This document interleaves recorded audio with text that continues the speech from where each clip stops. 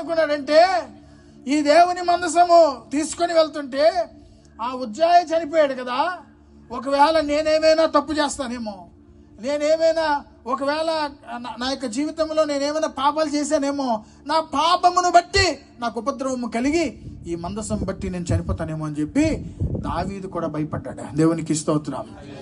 దేవుని సన్నిధి అంటే భయం ఉండాలి మనకి. ఎప్పుడైతే దేవుని భయం ఉంటుందో మన గృహంలో అనేకమైన మేలులు జరుగుతాయి. దేవునికి స్తోత్రం. హల్లెలూయా. దావీదు అనుకున్నాడు, ఈ మందసాన్ని నేను ఎలా పట్టుకెళ్తాను, ఇది చాలా భయంకరమైంది.